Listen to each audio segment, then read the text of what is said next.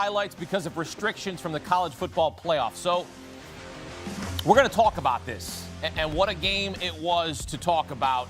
Ole Miss and Georgia combining for 30 points in the fourth quarter. Georgia had the lead entering the fourth quarter. Rebels rally thanks in part to Trinidad Chambliss adding to his legacy.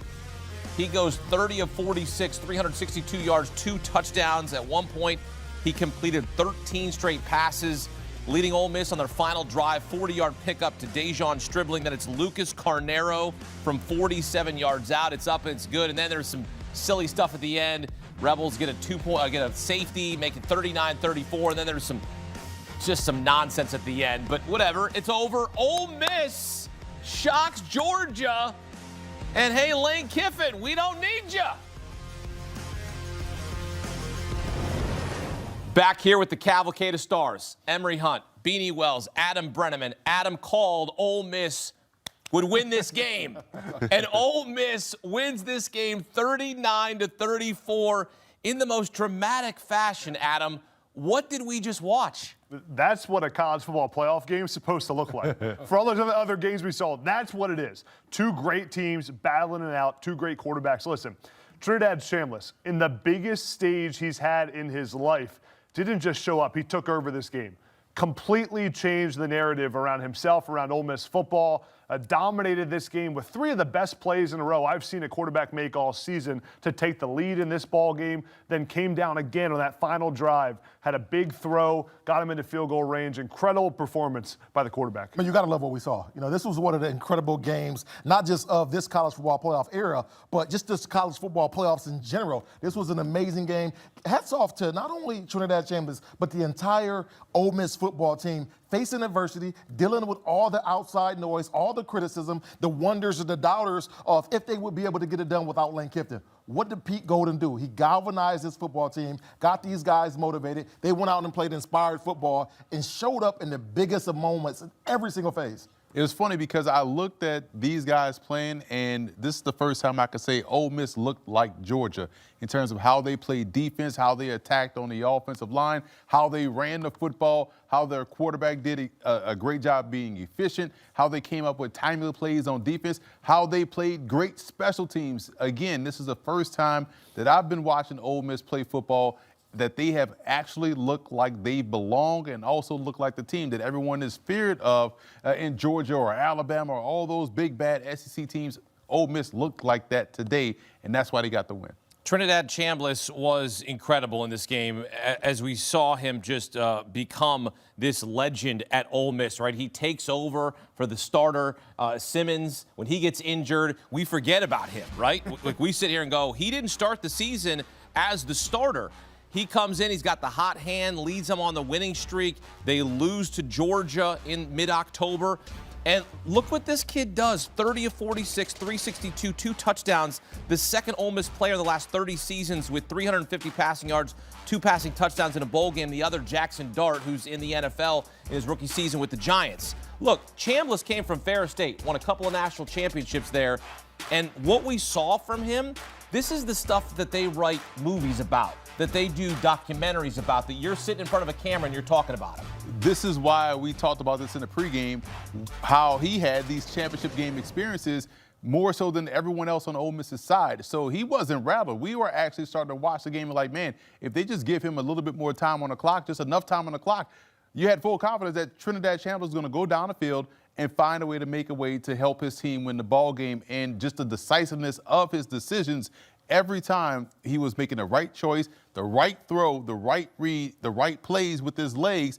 And it's crazy because his legs were a good asset, but not in terms of him going and scramble for positive yards, but just buying time to find targets down the field to let his playmakers make plays. That was the difference in the ballgame. And we gave you a little bit of crap at the beginning of the show earlier before the game because, you know, we were picking quarterbacks, and you chose both of these guys. You chose both of them for a good reason because both of them were similar in play, but the deciding factor was Trinidad Chambliss keeping his eyes downfield when things weren't going right. And we saw Gunnar Stockton take his eyes from downfield and decided to run the ball in times where he probably should have kept his eyes downfield, hit some of those downfield targets in critical moments. This was a crazy game, and don't be surprised.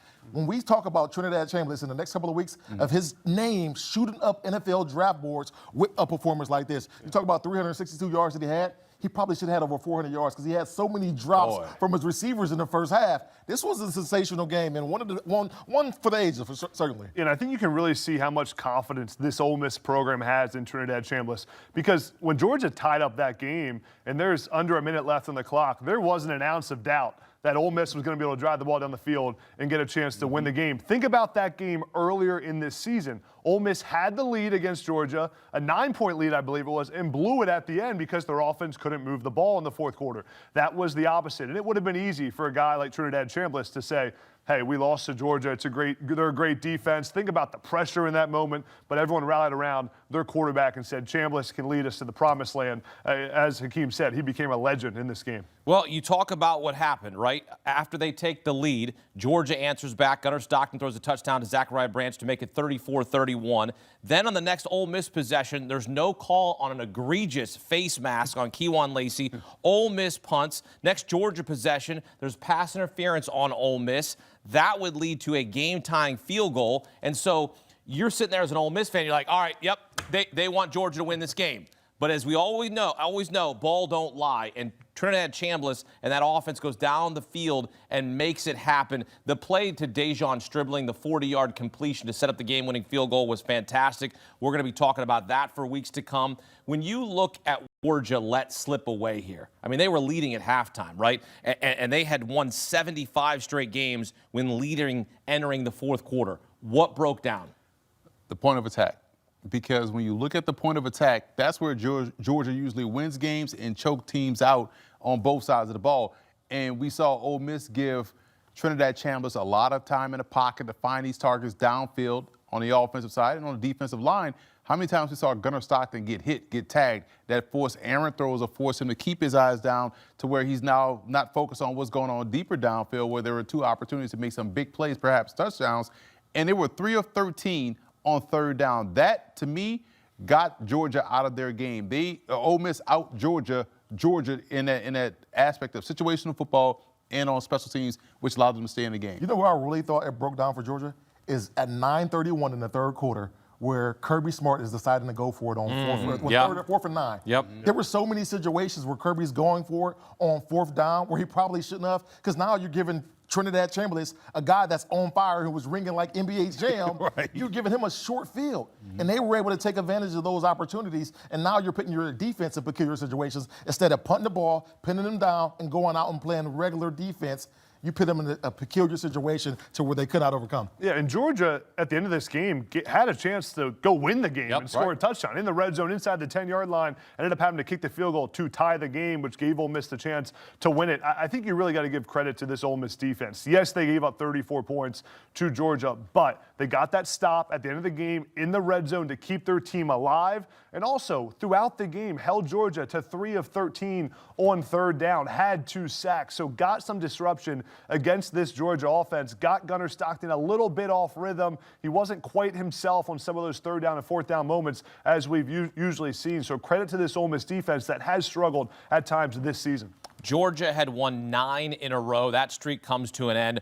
Ole Miss earning its 7th straight win since losing to Georgia. Now, if you're Lane Kiffin, sitting at home. Who's that? Exactly.